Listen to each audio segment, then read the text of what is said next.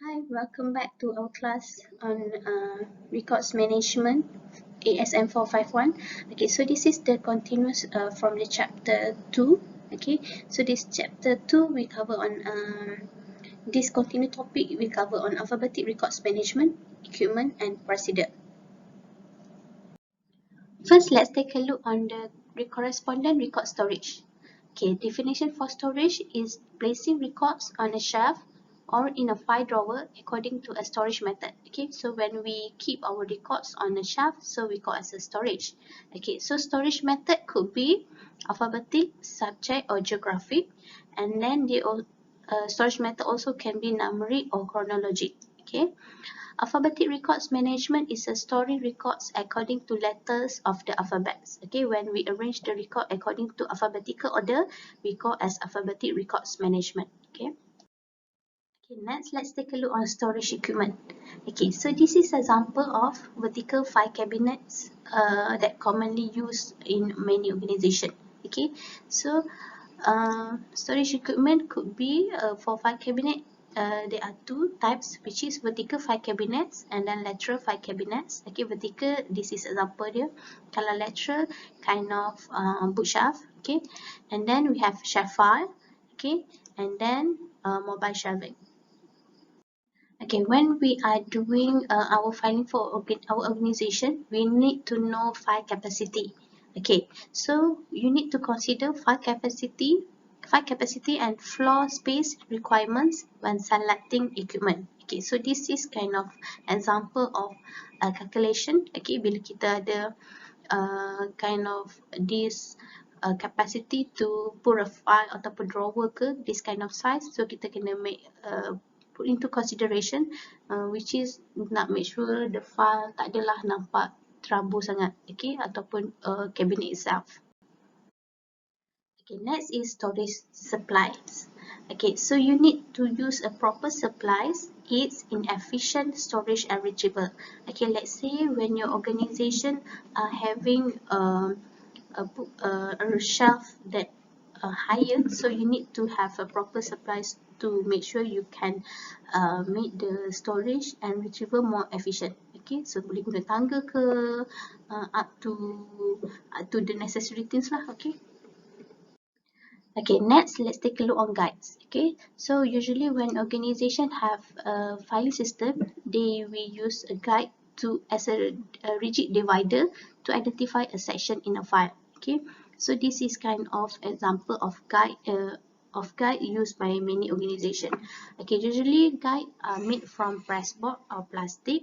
Okay, and then for guides they will have primary guides and special guide. Okay, let's say kalau primary guides is a kind of, let's say organization are using alphabetical storage method. Okay, so the letter is their primary guide, but for special guide, when they have specific a specific divider for the area, then we call as special guide. Okay, next let's take a look on folders. Okay, folder is used to hold and protect records in a file. Okay, they are available in various cards and position. Of course, they have various types of folder. Okay, so this is kind of straight card folder, 1/3 card folder, and then one fifth card folder. Okay, so this is kind of they are divided actually. Next, let's take a look on the folder. Okay, so we have first we have general folder. Okay, so general folder is for records to and from correspondent with a small volume of records, which is when we are receiving any correspondence. Okay, then we put on general folder. Okay, and then we have individual folder.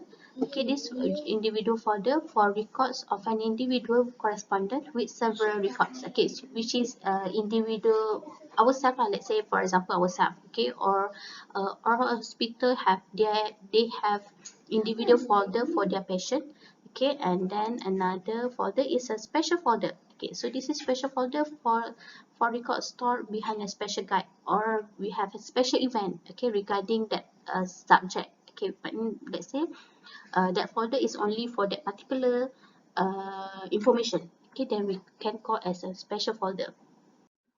Okay, next care of folders. Okay, first you need to limit the number of record in a folder because we want to reduce the risk of damage of the content itself. Okay, and then you need to use commands to expand folder. Okay, to make sure we know the folder have a subfolder. Okay, and then you need to insert records with the top to the left. Okay, we need to insert the records with the top on the left, which is the current records on the top. And then use a follower block to hold folders upright, which is we need to have something to make sure the folder is stand up without tanpa jatuh ke depan ke, sebab it could damage the content itself. Okay.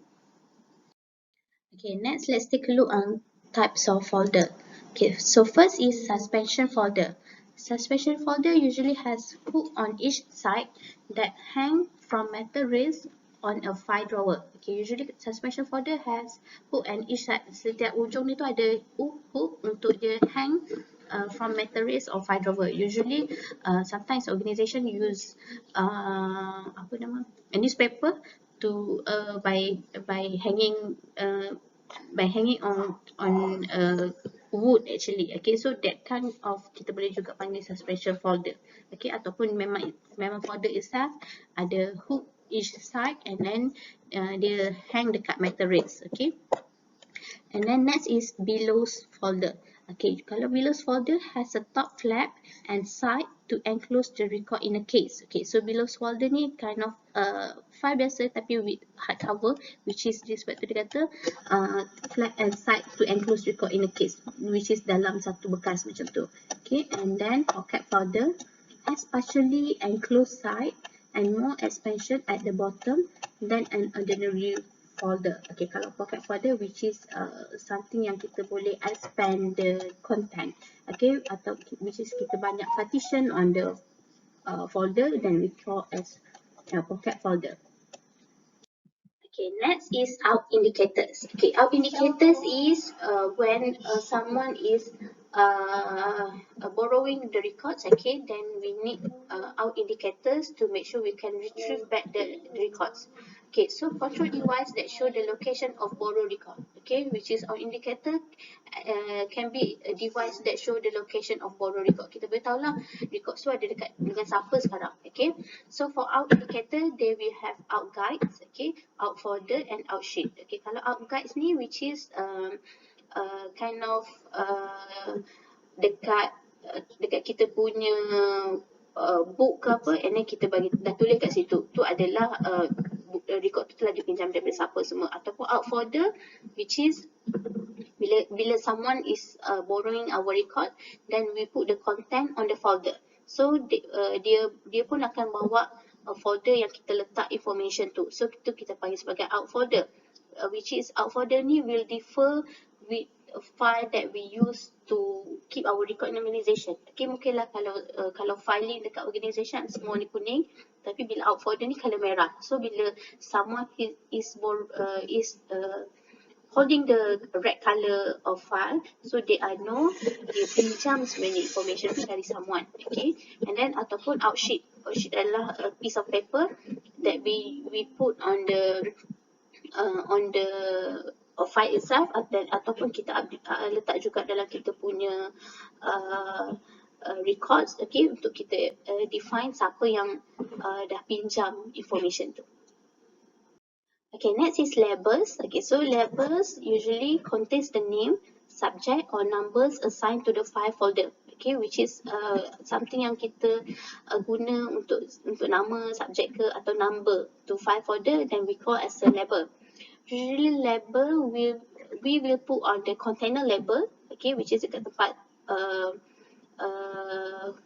dokumen tu disimpan. Okay, ataupun kita buat juga guide label and then folder label. Okay, guide label tu mungkinlah dekat kita punya buku ke apa kan, which is bila kita buka file, then we have a book to record the file name. Okay, and then for the label, of course lah, we put the label on the folder.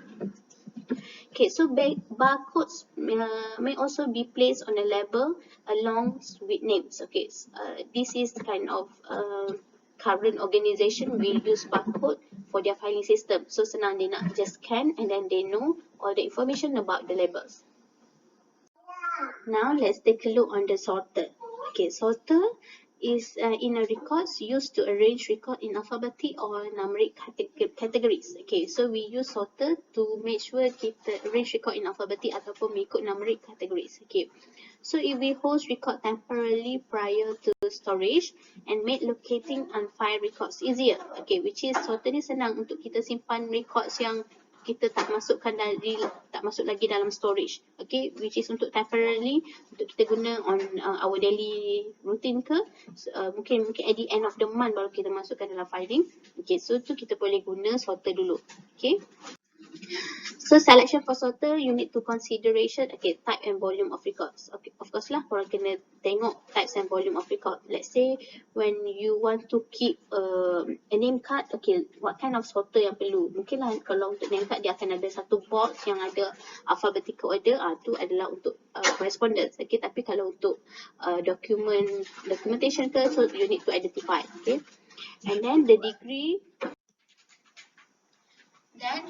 of protection required for records. Okay, so you need to know kalau record tu nak kena protect, so what kind of sorter yang perlu. Okay, which is kadang-kadang kita tak boleh nak letak confidential records macam tu je. Okay, and then efficiency and ease of use of the system. Okay, so you need to know the efficiency and use of the system adalah applicable tak dengan korang.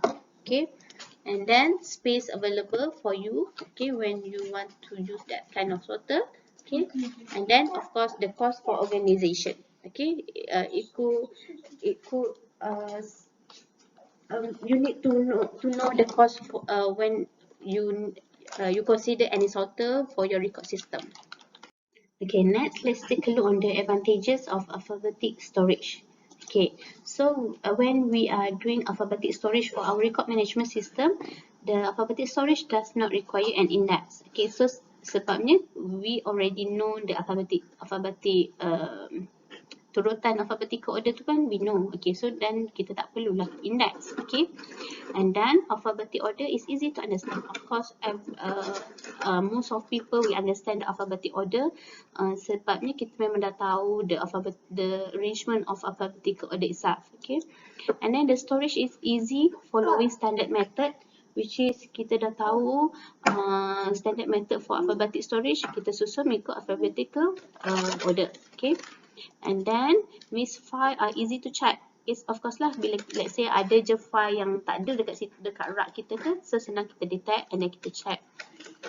And then the direct access feature can save time. Of course, when we want to access the information, it save time to us since we know the alphabetical order. Okay, and then related records for one names are grouped together. Okay, so it's easy sebabnya all the information kita akan group mengikut huruf. Okay, so senang kita nak make sure related record adalah dalam satu folder saja.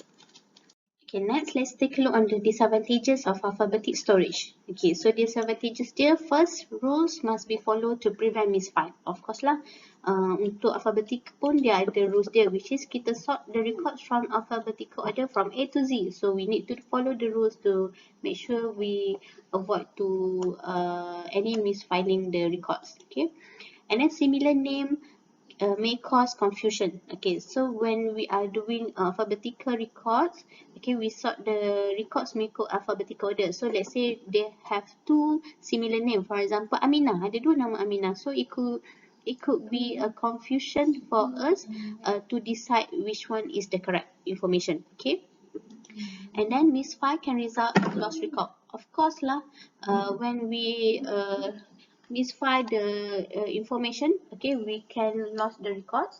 Okay, next, file names are not confidential. Okay, which is bila kita sort mengikut alphabetical order, okay, when people know what are the information that they are looking for, so they can easily trace the file. So benda tu takkan confidential lah. Okay, and then related records for different names are not in group are not grouped together. Okay, so which is, let's say benda tu adalah information sama, but when we are doing a record alphabetical storage, then kita takkan sort dia dalam dalam one folder. Okay. Okay, next let's take a look on the consideration for system selection for our filing system. Okay, so first we need to know the total volume of records. Before we decided any system for our records, so we need to know the volume of record for each categories. Okay, and then the number of records in each alphabetic section. Of course lah, when we are, sebab tu dekat first tadi you need to know the volume. Okay, adalah benda yang sama lah, kena tahu the number of record untuk setiap alphabetic section. When we decided we want to use alphabetical system, so kita kena tengok each section yang banyak record sebenarnya. Okay, and then the expected activity in the files. Okay, so then what we expect untuk setiap records tu, adakah benda tu selalu diguna ke macam mana ke, and then kita kena tengok lah kalau sistem yang kita nak guna tu, kalau let's say records tu adalah every day someone will request the records, then we need to know the system yang patut kita guna, senang untuk kita retrieve the information. Okay, and then the length of time of records are to be kept, and then we need to know how many time kita nak simpan record. Okay, 5 years ke. Okay, and then the efficiency of filing personnel. Okay, so we need to know the system that we use help us for retrieve back the information ke tak, ataupun benda tu difficult. Okay, and last one is the time and resources available for training. Okay, then we need to know when we are selecting system selection for organization, we need to know is this available ke tak untuk kita train another person to understand more about the system selection. Okay, next is storage procedures for our record.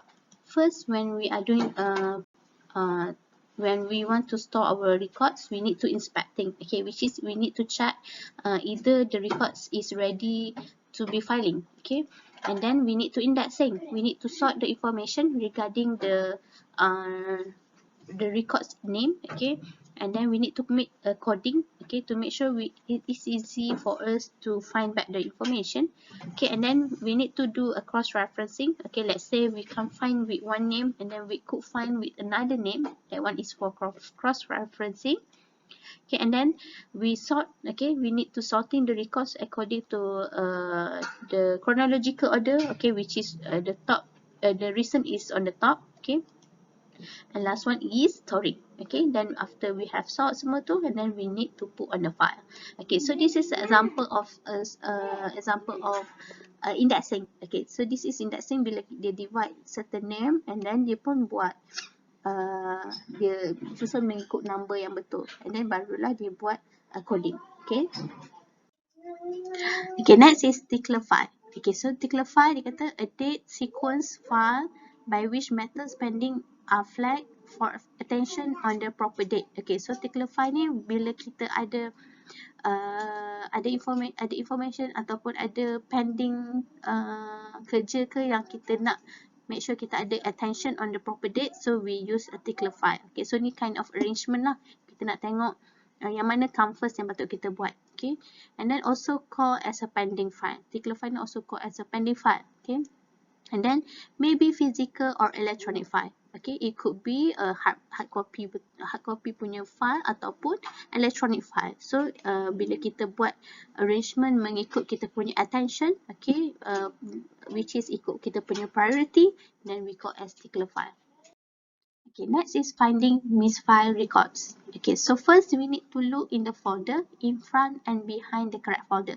Of course lah, when kita let's say ada misfiling the records, kita kena cari folder in front and behind the correct folder in case the information is misplaced. Okay, and then we need to check for transposition of number or names. Usually when we are doing a record system, that's why we put a number on each record, so we need to check the transposition for each number. Okay, look in proceeding years or related subject. Okay, looking with the proceeding year ataupun related subject, maybe the information is put on another file. Okay, and then look in the related general folder. Okay, we need also check on the general folder. And last one is look in the sorter or container or unfiled records. Okay, so we need some also check on unfiled records. Maybe the information termasuk dalam unfiled records. Okay, so that's all.